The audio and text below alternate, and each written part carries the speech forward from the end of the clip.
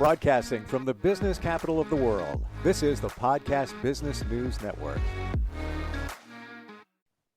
Welcome back, everybody. I'm not psychic, but I could probably get inside your head and think that you want to progress in life. You want to move things forward, but sometimes there's some stuff holding you back. Maybe it's in your head, maybe it's your surroundings, maybe it's just life in general. And at that moment, you probably need some help. And he's here. He's our life coach. He's Tom Marino. Hey, Tom, how you doing? Good, Steve. How are you doing today? Great to have you back in the New York area where you are, where I am. Kind of a rainy day, so we're sporting the sweats today. Yep, we're going with the casual look. We're going with that rainy. Would love to snuggle under the covers and just be in bed right now, resting. And I never thought you'd ask, by the way. Never thought you'd ask. No, I'm kidding. You go your way, I'll go my way. We'll be good. Exactly. No, that's all good stuff. Very friendly. So I want to give out your website, monarchlifecoaching.com, right? Yep, and tommarino.com. You can find it either way, monarchlifecoaching.com or tommarino.com. The website, we've done some migration. Everything is now on tommarino.com, so it's all good. Both of them, so much great insight and information to help people out, move it along. You know, that's how I look at it. We're on a journey. It's almost like I look at it, you're on the expressway, the freeway, the highway, and sometimes you get off on the service road, but now it's time to get back. And sometimes there's something blocking you from getting back and then moving yourself forward down the road. And what holds people back? Is it thoughts in their head? What happens? You know, it's a lot of belief system that holds people back, right? It's a lot of things that they were raised with that they are no longer finding alignment with, right? So our beliefs are really the thing that makes us think a certain way, a certain way about ourselves, think about a certain way about society, about other things. And a lot of times those beliefs get in the way of our progress, right? You know, and how we look at things. A lot of my clients overthink, right? They're overthinkers. They're high achieving and ambitious, but they struggle with that self-sabotage, that overthinking, that analysis paralysis that people get caught up in. And it really comes down to the different thoughts that circulate in their head. You know, it's that those things of I'm not worthy to do this, or I don't deserve this, or I'm not good enough to do that, right? So it really starts with the beliefs that we have, and we need to rewrite a lot of those beliefs. And we need to really look at what we agree with versus what we don't agree with anymore. You know, and our beliefs change over time. And I think when we hold on to old beliefs that don't serve us anymore, we wind up doing all of that overthinking, all of that over analysis, and it really just stops us in our tracks. Yep. It's almost like you need to reprogram your mind. Yes. Yeah, it is a reprogramming. It's you know, a rewriting of your beliefs. It's a rewriting of how the scripts in your head that you play for yourselves, right? John Acuff wrote a great book called Soundtracks, and he talks about the soundtracks of our brain and the things that we just need to replace those soundtracks and rewrite those. And it really is a fundamental thing that I walk people through when I'm working with them as a coach, right? Because they're usually coming to me because they've hit a wall, right? They don't know what direction now they're headed. They've hit that brick wall, they're stuck, and they don't see what's in front of them, and they don't see the possibilities. And because of that, they get stuck in the negative beliefs that they just keep hearing over and over. Is, well, you achieve what you could achieve. That's the best you can do. And no, the answer to that is you got to keep going, right? And a lot of people get held back by this concept of I'll be happy when, right? And when I'll be happy when I get that new job, I'll be happy when I make that salary, I'll be happy when I have that new house or that new car, I'll be happy when, right? And the bottom line is there's always a when. There's always a when you get to that when. And it's something that I used to really think about, you know, and it was one of the things that I used to struggle with, is that I will be happy when. And what happens when that happens is you miss the journey. You miss the present moment. You miss all of those things that are right in front of you because you're so focused on, I'll be happy when. And when comes, it's like, okay, well, then I'll be happy when. And we just get back into this. And that really holds people back, right? So people fail to make progress because they're stuck on the next when and the next when and the next when. So how do we identify what our beliefs and our values are? That's a great question, Steve. We have to do an inventory of those things. We have to be prompted with that. And I do a huge inventory with people when they come in as a client, usually by their second session, third session. We're taking and harnessing people's values and beliefs. And we do it through an exercise. I have an inventory sheet that I give to every client on what they want in terms of their life values, the life values that they hold for themselves and the life values they want to work on, because our life values shift, right? What we value in life changes based on our experiences, right? When we're younger, in our early 20s, mid 20s, we have a lot of ambition to be successful at the corporate level. We have a lot of ambition to get that great job, to get that great salary, because that's kind of how a lot of us have been conditioned. But when you work in that space and you realize that it's not everything that you wanted, or something's changed and it's not what you thought, you get the opportunity to reevaluate what you value. Is that what success looks like for you, right? That's what people struggle with, is that success is a self-defined thing, right? People hit a wall when they are trying to achieve what somebody else wants for them, not necessarily what they want for themselves, right?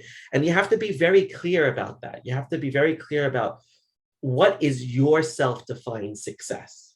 What does that look like for you? And that's going to be based in what you value, right? So maybe your value is time freedom. You want to have a ton of time to do the things that you want to do, to be there for your family when your family wants you to be there, etc., right? And the goal is that you have the time for that. That's your success. But how does that all come about is you have to make sure that you have the right thoughts to promote that. You can't let that stuff hold you back, right? You gotta have the right framework, the right structure to support what your value is. And when when there's conflict around that value system, that's when we go off course. We're back on the service road. Yep. It really is a mindset, and I don't even know where I would begin. And as you're talking, like many of us are, thoughts are going through my head as to what the values are, what I view success is, which is definitely different now than what it was even 5 years ago. And then I'm talking about even just monetarily, it's just, the quality of life, maybe, how you look at things, what's important to you. It could be, like you just said, some self-time. Success is I carved out an hour out of the week, and I took a walk in the woods. Wow, goal. Scored. Right. Exactly. And it's not easy for people. And you just brought up an excellent point. Our value system every 5 years is going to be different, because every 5 years we're different. Yeah. We're completely different than we were 5 years ago. I'm different than I was 3 years ago. I agree. But that's growth, right? That's success, right? Is that you had that growth take place in your life. When we grow, our values, our beliefs change, right? Because if limiting beliefs, we talk a lot about limiting beliefs, right? Well, I could never do that because X, Y, and Z, right? I could never play baseball because I don't know how to swing a bat. Well, you can learn how to swing a bat, and you can practice, and you can learn how to do that better. You may not make the major leagues, but that's a belief that is now no longer a limiting belief, because you accomplish it, right? Because you start to achieve it, start to make progress towards it. And that's what people are paralyzed by their limiting beliefs. Oh, I could never do that. You've heard people say that. Oh, I could never get up in front of a room. Yes, you can. You can get up in front of a room and you can speak. You can, I do a radio show too, right? I never thought I would be on air. I never thought I would be doing that and communicating with people. I never thought I'd be doing a podcast, for crying out loud, right? But these are all things that we learn that we can do. And it's really a can-do attitude versus a can't-do attitude. It's a can-do mindset, right? It's seeing if you really have the desire to do something, go after it. don't think twice about it. And that's what the overthinking does to people. Yep. It makes you think twice, and then you live unfulfilled, and then you've only reinforced these limiting beliefs that you have about yourself. More times than not, the overthinking is the self-doubt or the fear. And the fear could be, it could be Correct. fear of failure. It could be Yep. fear of being alone. It could be whatever it is, because you're overthinking it. And I really, as you're talking, Tom, what popped in my head was, the age-old Nike slogan, just do it. Just do it. Do it. When I think back, even, on my personal journey, which has changed in the last, year, I look back and I'm like, even 3 months ago, I'm like, oh my gosh, look where you are now. And look at all the stuff that's stacked up on your plate. And you were thinking, I don't, how am I going to get that? How am I going to get that done? How am I going to even dig into that's already done. Right. I didn't overthink it. And I am admittedly an overthinker. I'm trying. There's so many of us are. So many of us are overthinkers. I overthink things, but that's when I get stuck. Yeah. When I overthink, I get stuck. When you just go ahead and do it, right? Like, I mean, it's so simple. People, and that's where the perfectionism comes back in, right? That's where the perfectionist comes back in, because that's a self-sabotaging behavior, that perfectionism, because it stops us from doing what we want to do. It gets in the way of what we want to do, because if we can't do it perfectly, why do it at all, right? And that's the thing that we have to start to recognize, is we have all of these beliefs, we have all of these thoughts that get in our way. And yet, when we recognize that they're getting in the way, it's usually because we are recognizing that we are not living in the present moment and really enjoying the journey of the situation. Yep. Every opportunity is a journey. Every day is a journey. Every minute is a journey. This is a journey right now. If we weren't, and think about it, how present we are in this conversation right now. We're not present enough in every conversation that we have every day. We're not very present in the work that we do every day, unless we have this level of focus and intention where we are consciously ignoring the distractions, right? That's what brings us into the present moment, is ignoring those distractions, being focused, and recognizing we have everything we need right now. There's nothing that you and I need right now other than to continue this conversation and get to our destination, right? But right now we're enjoying the conversation. Totally. You're making me think, making lots of people think. And it goes back to last week when we talked about the sabotaging, the perfectionism. And even since that conversation, I send emails now and I send them right away. Whereby what was happening was I would look at the email, like, let me think that out a little bit more. Let me put that to the side onto the next thing. Now I got to go back to the email and then restart and rethink. And now I'm like doing the email, type it out, scan, no typos, makes sense, done, send it out. Don't wait. And that's it. Don't awesome. wait. And how has your week been because of that, Steve? More productive. More productive, right? Right. And that's the thing. And that's, see, look at this. I'm subconsciously coaching you here. That's what's happening, and good. And I love it, right? I love that I can have that bit of an impact on your life in just one conversation.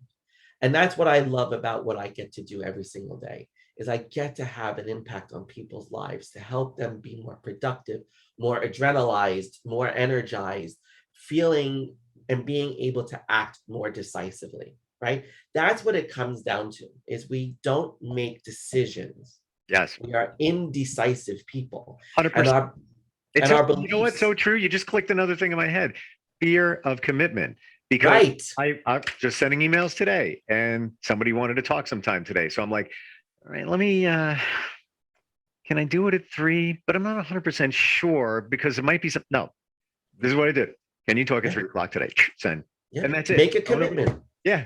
I'm afraid to commit to the 3 because something else may come up that I need to handle. 3 o'clock, get it done, 10 minutes on to the next thing. And that's what I tell people all the time about commitment. I go, if you do anything in life and you're afraid to make a commitment, at a minimum, make the commitment to yourself. If you haven't made the commitment to yourself, you're not going to make progress, right? You could be afraid of a situation that you're going into because you don't want to make the commitment. But why are you? I was working with this woman who was contemplating going back into education. She wanted to go back to school, but she was afraid of how much work was going to be Hmm. given to her in that time, right? And I said to her, I said, well, how long is the program? She said, well, it's a year. It's a year program. I said, okay. She said, but it's going to be a really, really tough year. We didn't even start the program. We didn't even start the process. And she's already putting in a belief that's limiting, saying it's going to be a tough year. We don't know that. We don't know that. You don't know what that year is going to bring. How about we just focus on getting through day one and making a commitment to the first day, and then making a commitment to 5 days, and then a commitment to 30 days. And before you know it, you've renewed your commitment to yourself and to what you're doing. The year is over. Because at any point, if you don't like it and you don't want to do it anymore, what's the worst thing? You don't do it. You walk away and you find something else.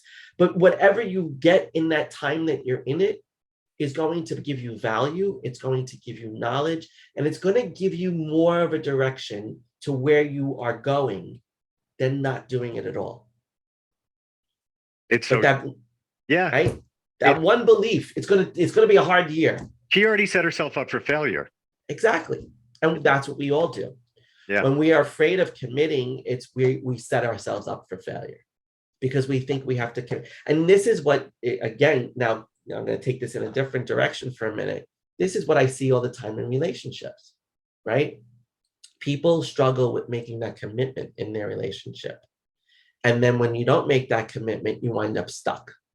You wind up stuck. You've got to recommit yourself to your partner, your spouse, whomever.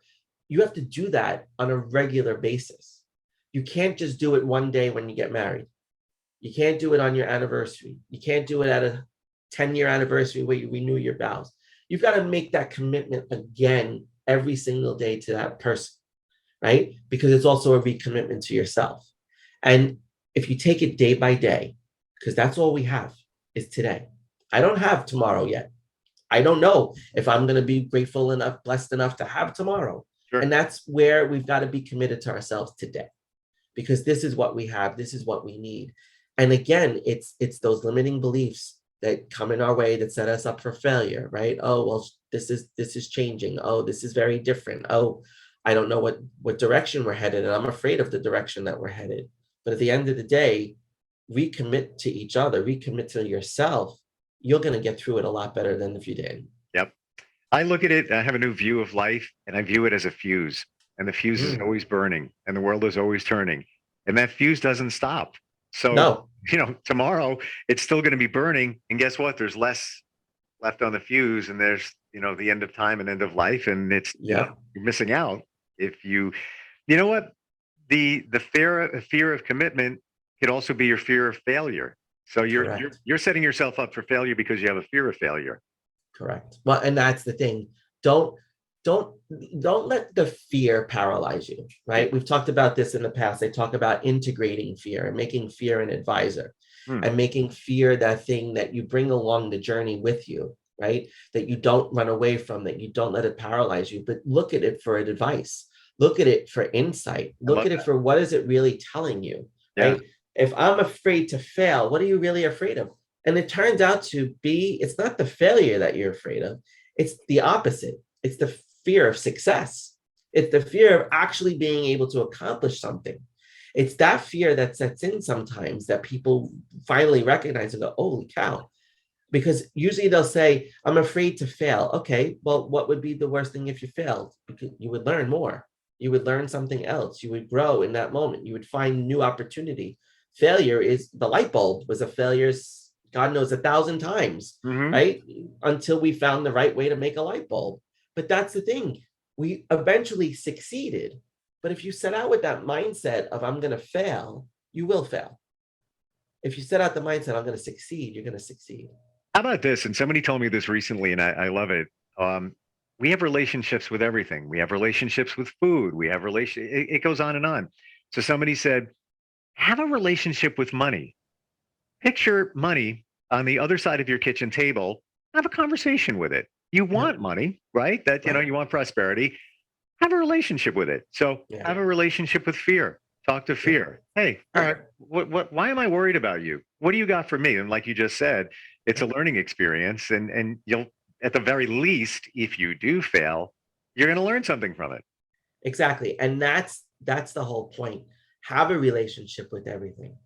Make it human. Yeah. Make it something that you can talk to, because when you see your fear, give it an image. What does it look like to you? Right. When you visualize it, how does it come into existence in your mind? And then have a conversation with it and see that it's nothing. See that it's something that you could learn from. Yeah. Same thing with money. You brought up a relationship with money. That is a big driver of people being afraid to leave corporate jobs and Sure. employee jobs and taking the plunge and owning their own business. And that's a lot of what I see with, my ideal client is someone who either owns a business or wants to own a business and has maybe been previously successful in the corporate world as an executive, right? That's like the ideal kind of client. They've got all of those workings. And the key is that your relationship with money is going to grossly impact your ability to start your own business, because it's a risk.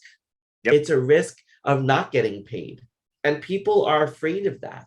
So they never take that step. And then they wind up frustrated and burnt out, and they come to me for that reason, right? But when you have a healthy relationship with money, you will find ways to make everything happen. I grew up with not the greatest relationship with money. And as an adult, I made a commitment to myself to look at money differently, right? And the thing that I learned is problems really don't exist if money can solve them. They're not really problems unless money can solve them.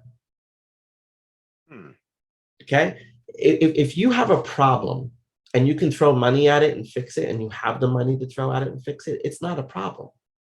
If you have a problem, but you don't have the money and the money could fix it, then it's a problem. But if money could fix it, it's not a real problem. Interesting. And that's part of the relationship. Yeah. That's part of the relationship. When I was talking to a neighbor 10 years ago, I said, I'm going to dorm in my house there. I want to do that eventually. My goal is to do that. And she looked at me, she said, well, you're going to have you must have a lot of money. I said, no, I don't have a lot of money, but it's just money. It's just money. And she said, it's just money. She said, that's a great attitude. You're going to have a lot of money if you look at it that way.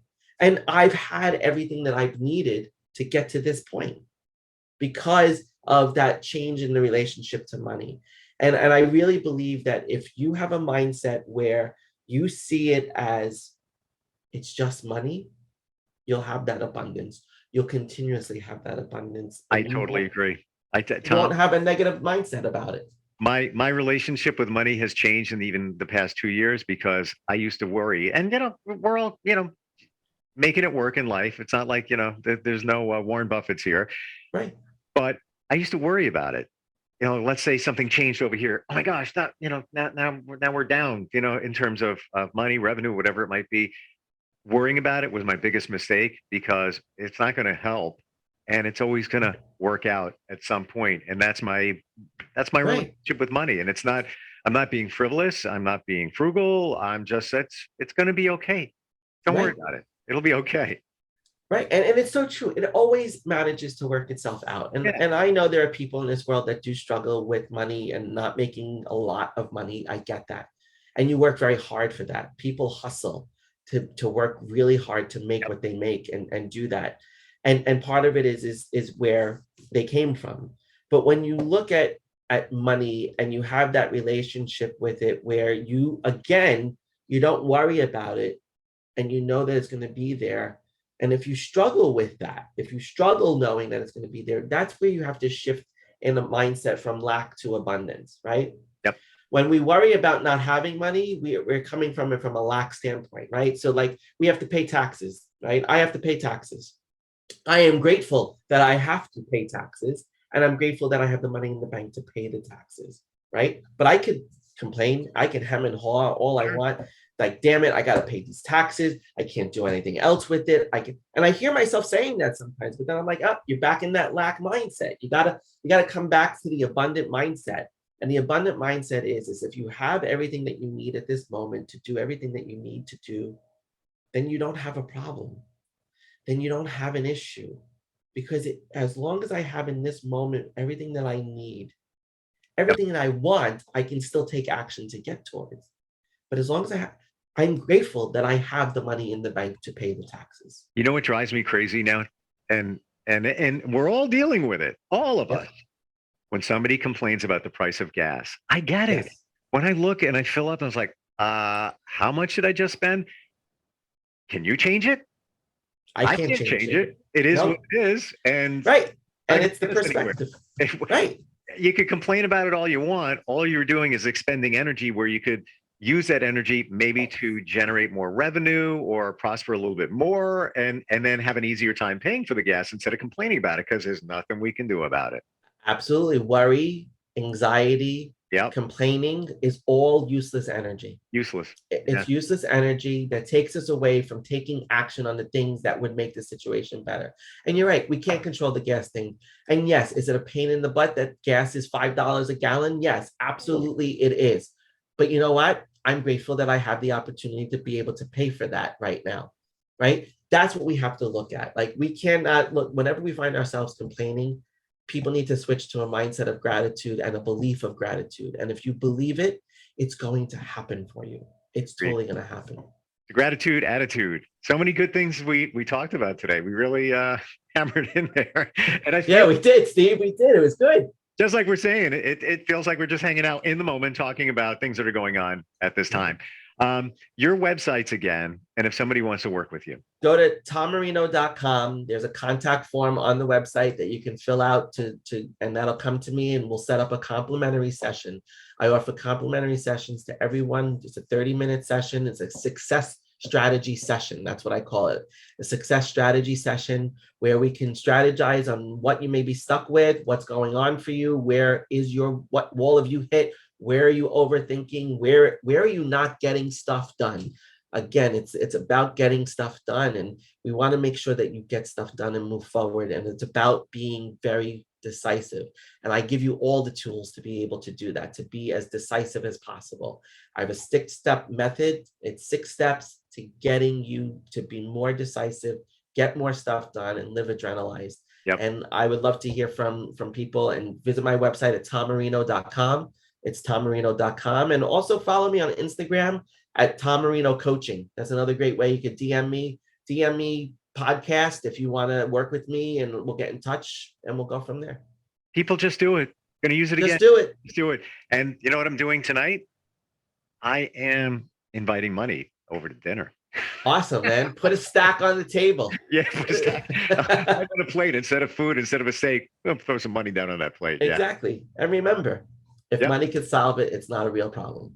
Love it. Hey, all right. Refocus. Can I refocus here? Yep. What about if we substitute the word problem for a challenge? Because problem. Challenge. Love it. Yeah. Love it. It's not a real challenge if money can solve it. There you go. All right. Always great. All right, my friend. Talk soon. Take care. Are you looking for even more of the podcasts and hosts that you love? The Podcast Business News Network is proud to announce that you can now listen live on the MyTuner Radio and online Radio Box apps for iOS, Android, and the Amazon App Store. Or check us out online. Search for Business News Network on mytuner-radio.com, or search Podcast Business News Network on onlineradiobox.com/US so you don't miss a minute of the action.